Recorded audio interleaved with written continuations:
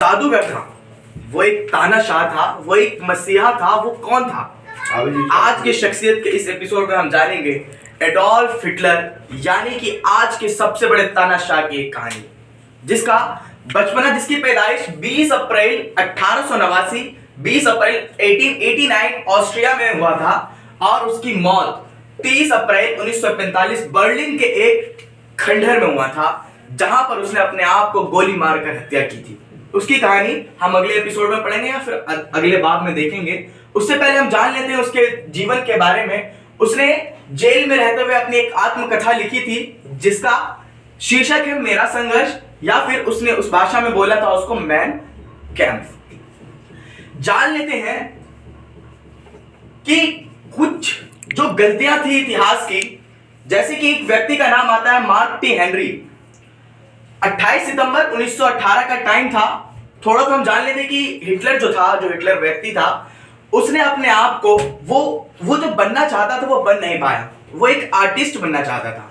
वो चाहता था कि वो महलों को, वो दीवारों को सजाना चाहे, लेकिन उसने अपने हाथ में गोली थामी, उसने अपने बंदूक में गोली जमा कर रखी, उसने अपने हाथ में बंदूक थाम ली।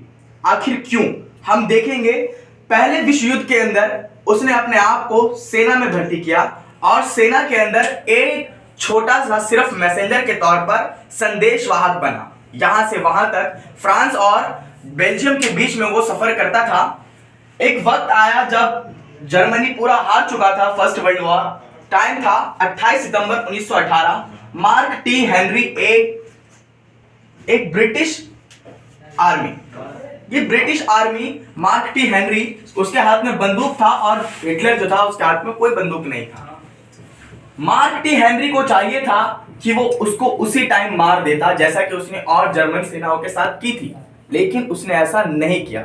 और इस बेवकूफी का खामियाजा ये रहा कि उस व्यक्ति ने, जिसने उसको छोड़ा था, वो एडोल्फ हिटलर के रूप में जन्म लिया, जिसने लगभग 5 करोड़ लोगों को मौत की नींद सुला दी।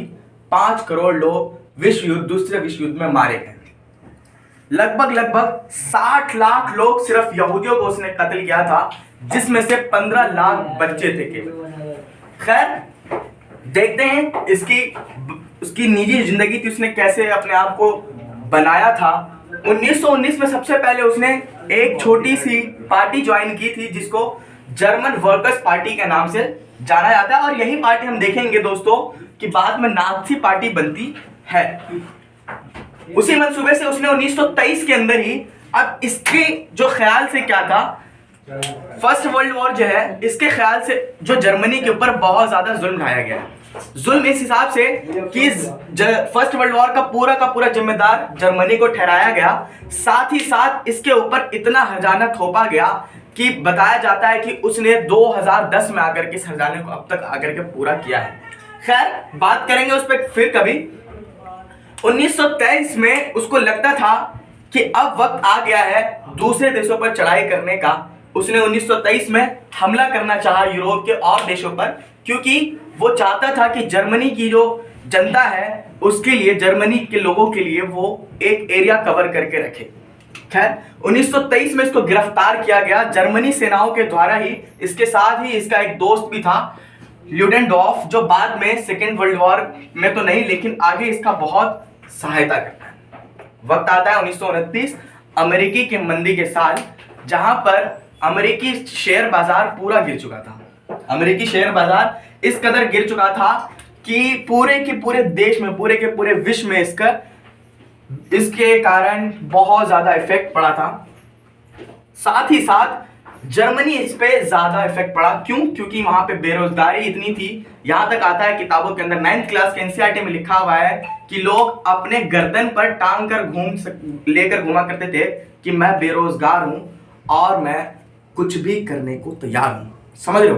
कुछ भी, यानी कि आप उनसे घर का काम करवा सकते हैं, बाहर का काम, जो काम चाहे आप उनसे करवा सकते हैं। आपने ये कहानी तो सुनी होगी कि मंदी इतनी आ गई थी वहां पर कि उन लोगों ने, वहां की देश की मुद्रास्फीति हो गई थी। बाद में बताएंगे मुद्रास्फीति क्या होता है। मुद्रास्फीति हो गई थी, देश के अंदर बहुत ज्यादा पैसों की कमी हो गई थी। जर्मन ने बहुत ज़्यादा पैसा छापा, लेकिन इसका उसको खामियाजा भुगतना पड़ा। खामियाजा इस रूप में भुगतना पड़ा कि जर्मन्स को एक पाव रोटी लेने के लिए एक एक थैला पैसा लेके जाना पड़ता था। उस देश में इतनी मंदी और इतनी मुद्रास्फीति हो गई थी। खैर, उसके मूंछ के बारे में एक अलग वाकया है। जब फर्स्ट वर्ल्ड वॉर में वो लड़ रहा था तो ब्रिटेन ने और अन्य देशों ने एक जहरीली गैस छोड़ी थी, तो उसकी जो मूंछें हैं वो उनसे बचने के लिए, मतलब गैस से बचने के लिए जर्मन की सरकार ने और सेना ने एक मास्क बनाया था, पर उसकी जो मूंछें उस मास्क से बाहर आती थी, इसलिए उसने अपनी मूंछें उस शेप में काटी थी जो आजकल आप जेठालाल के ऊपर देख रहे होंगे। इस शेप का हम आपको दिखा देंगे। खैर, 30 जनवरी 1933 का टाइम है। ये हिंडनबर्ग वहां का, अब ये इतना खतरनाक व्यक्ति था, इतना खतरनाक, जब ये बोलता था लोगों को इसने इतना आश्वस्त कर दिया था कि अगर आप हमको राष्ट्रपति बनाते हैं, देश का सरबराह मुंतखब करते हैं, तो हम देश के अंदर रोज बेरोजगारी खत्म कर देंगे। देश के अंदर, अब ये चाहता कैसे था, ये सब कुछ लूट करके करना चाहता था जो इसने खोया था पहले ही। और इसने अपनी जो किताब लिखी थी आत्मकथा, उसमें पहले ही सचेत कर दिया था कि सिर्फ दुनिया के अंदर जर्मनी एक ऐसी प्रजाति है जो जीने लायक है। यहूदियों से ये सख्त नफरत किया करता था, ये नीली आंखें वालों को बहुत ज्यादा पसंद किया करता था। 30 जनवरी 1933 को राष्ट्रपति हिंडनबर्ग ने हिटलर को चांसलर बनने का न्योता दिया और हिंडनबर्ग ने ये बेवकूफी करके हिटलर को एक और कदम बढ़ा दिया उसकी तानाशाही की ओर। जी हाँ दोस्तों, उसने चांसलर बनते ही 28 फरवरी 1933 के दिन ही सबसे पहले उसने स्टॉप प्रेस यानी कि प्रेस एक्ट खत्म कर दिया, प्रेस की आजादी खत्म कर दी और देश के अंदर यह भी लागू कर दिया गया कि अब देश में आम सभाएं नहीं होगी और उन प्रेसों के ऊपर बहुत सख्त कार्यवाही की जाएगी जो सरकार के खिलाफ यानी हिटलर के खिलाफ लिखेगा। जी हाँ।